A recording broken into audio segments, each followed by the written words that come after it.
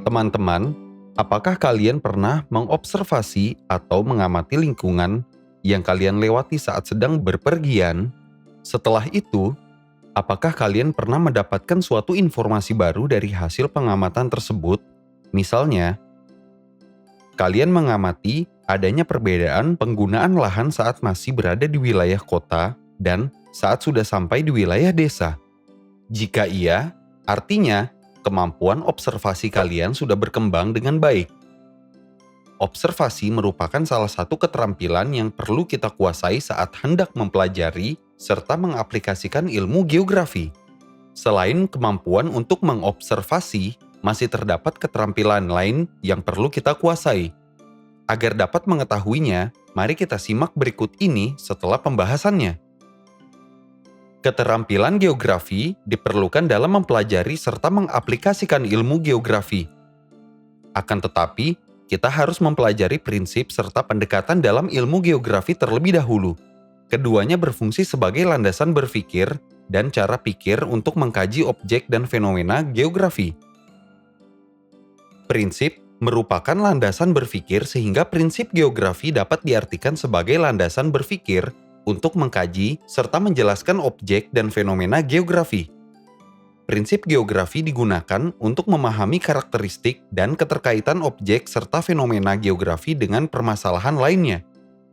Terdapat 4 prinsip dalam geografi, yaitu sebagai berikut. Pertama, prinsip persebaran.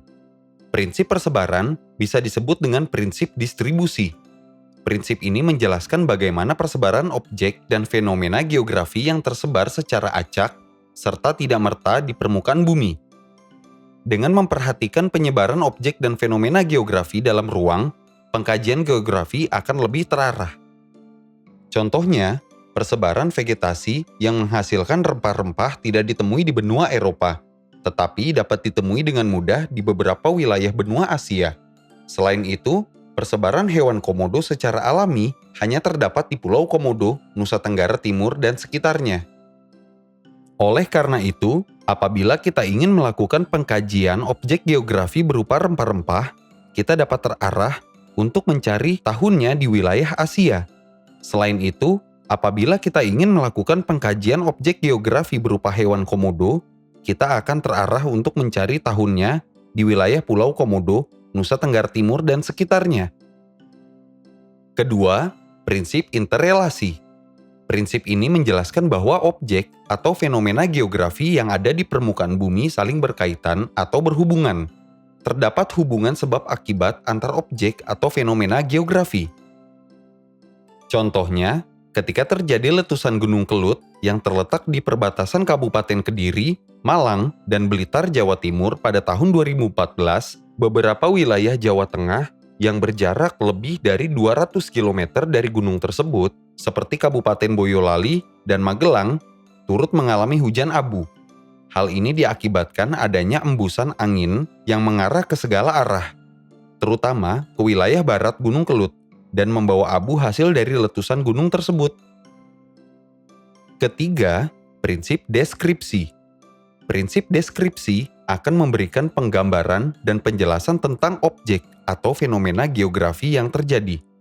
Penggambaran dan penjelasan ini biasanya disertai dengan data-data yang ditampilkan dalam bentuk tabel, grafik, diagram, atau peta. Contohnya, ketika hendak menjelaskan persebaran sumber daya alam berupa potensi perikanan di Indonesia, kita dapat menampilkan grafik yang menggambarkan wilayah persebaran pada sumbu Y atau vertikal, serta jumlah berat tangkapannya dalam satuan ton pada sumbu X atau horizontal. Dengan demikian, kita dapat menjelaskan kondisi potensi tangkapan ikan di perairan Indonesia secara lebih jelas dan mendetail. Berdasarkan grafik tersebut, kita dapat mengetahui bahwa potensi tangkapan ikan di perairan Indonesia yang tertinggi berada di Laut Cina Selatan dengan kemampuan menghasilkan 1,1 juta ton ikan per tahun. Keempat, prinsip korologi. Prinsip korologi adalah suatu prinsip yang komprehensif dan menggabungkan ketiga prinsip sebelumnya. yaitu persebaran, intoleransi, dan deskripsi. Contohnya, prinsip korologi digunakan untuk mengkaji objek dan fenomena geografi berupa peristiwa gempa bumi dan tsunami di Samudra Hindia pada 26 Desember 2004. Maka, kajiannya adalah sebagai berikut.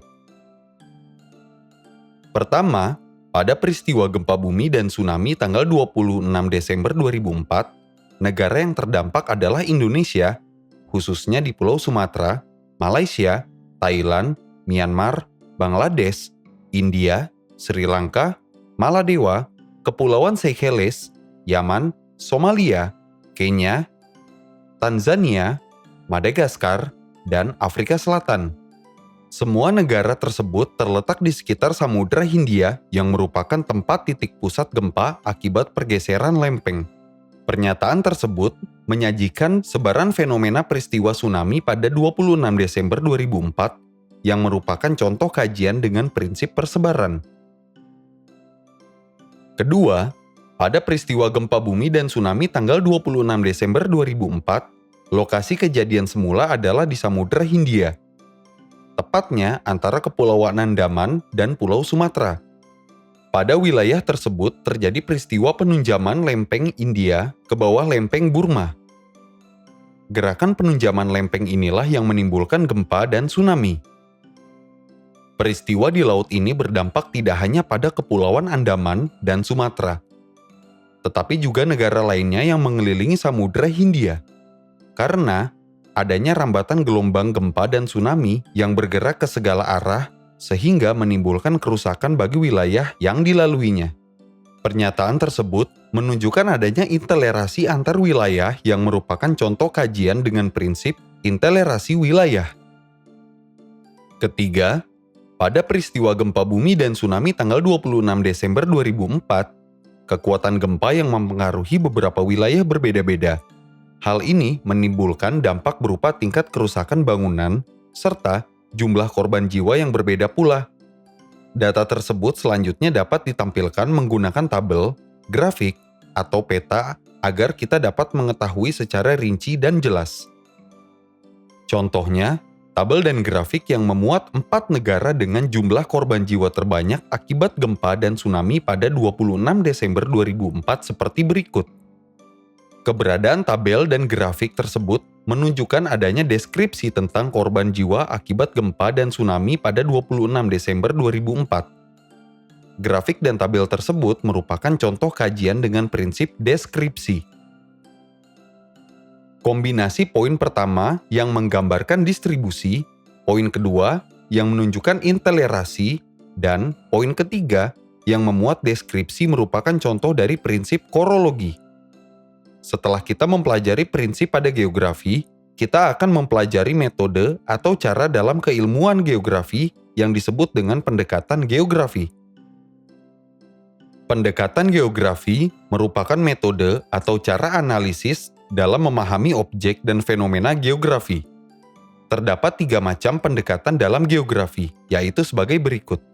Pertama, pendekatan keruangan. Pendekatan keruangan mendasarkan sudut pandangnya pada persamaan dan perbedaan struktur, pola, serta proses pada suatu ruang.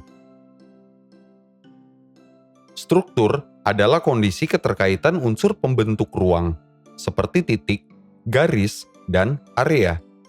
Titik adalah objek yang tidak memiliki dimensi panjang dan luasan. Garis adalah objek yang memiliki dimensi panjang. Sementara itu, area adalah objek yang memiliki dimensi luasan. Contohnya, struktur kota salah satunya berisikan keterkaitan antar letak pusat perbelanjaan berupa unsur titik dengan letak jaringan jalan berupa unsur garis, dan letak permukiman berupa unsur area. Keterkaitan antara letak pusat perbelanjaan, jaringan jalan, dan permukiman akan menentukan kemudahan penduduk yang tinggal di permukiman untuk mencapai pusat perbelanjaan. Secara kompleks wilayah adalah susunan unsur pembentuk mengalami banjir akibat curah hujan yang tinggi di Bogor dan area. Contohnya, Pola permukiman Beberapa wilayah atau area Jawa Tengah di dekat yang jalan berjarak akan membentuk lebih dari pola 200 yang memanjang kilometer dari mengikuti gunung jalur tersebut, jalan seperti atau garis. Kabupaten Boyolali Contoh dan lainnya Magelang, adalah turut mengalami hujan keberadaan keberadaan sekolah atau titik yang lokasinya didirikan di dekat Sementara permukiman atau area adalah penduduk objek yang memiliki bertujuan dimensi untuk memudahkan memudahkan akses terhadap fasilitas sekolah. Wilayah negara ini proses adalah runtutan perubahan atau peristiwa dalam perkembangan sesuatu. Contohnya, fenomena intrusi air laut di wilayah Jakarta Utara sebagai akibat dari adanya pengambilan air tanah yang terus-menerus sehingga menciptakan perbedaan tinggi antara air tanah dengan air laut. Kondisi permukaan air laut menjadi lebih tinggi dibanding air tanah, sehingga terjadilah perembesan air laut ke air tanah. Air laut bersifat korosif terhadap fondasi bangunan sehingga intrusi air laut harus diatasi. Kedua, pendekatan ke lingkungan. Pendekatan ke lingkungan biasanya disebut dengan pendekatan ekologi. Pendekatan ini menekankan pada hubungan antara makhluk hidup dan lingkungannya, serta menerapkan konsep ekosistem atau ruang interaksi antar faktor biotik dan faktor abiotik. Pendekatan ke lingkungan juga berkaitan dengan nilai kesadaran terhadap lingkungan.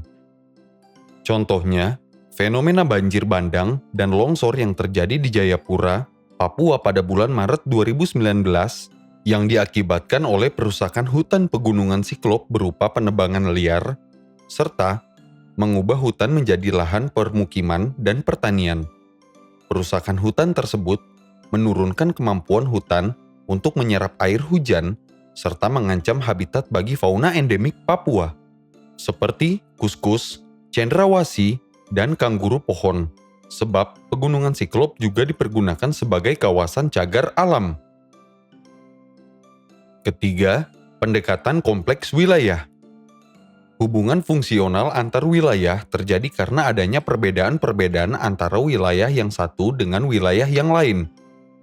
Akibatnya, tercipta suatu sistem wilayah yang sifatnya kompleks, yang memerlukan pendekatan yang kompleks untuk mengkajinya.